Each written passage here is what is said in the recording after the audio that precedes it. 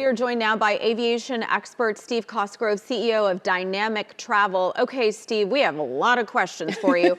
First off, what exactly is causing these issues? Like, what is going to stop the domino effect? Well, this has kind of been a perfect storm on Southwest Airlines. Besides weather, Bob Jordan had spoken just a few weeks ago that he felt their computer system was outdated, had not kept up. And I think this really brings that matter to fact. You've had weather in different places, and now they've got a situation where they've got crews and airplanes in the wrong places. And it's not easily solved. You almost have to shut down the airline and get everything back in place where they belong and then restart it up.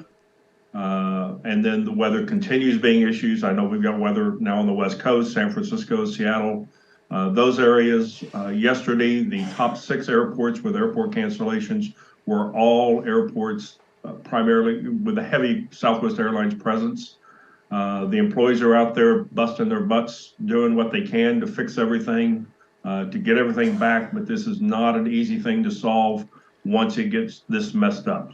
Steve, I wish you could have saw our faces when you said their pops are going to have to shut this thing down to really get everything back on track. Not what we were hoping for at all. What would you recommend people do if they are caught in this mess? Look at alternate airports.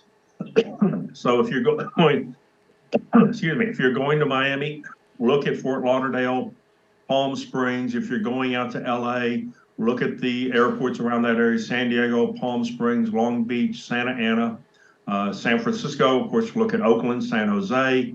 On the East Coast, if you're going to the New York, Baltimore area, any airport along the East Coast you can get to, you can typically get Amtrak from that airport to wherever you're needing to go. Of course, Chicago, you look at Midway, you look at O'Hare.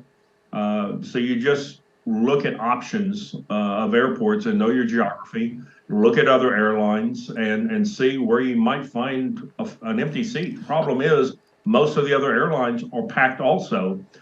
Delta had several hundred cancellations yesterday. American only had 12 from what I understand.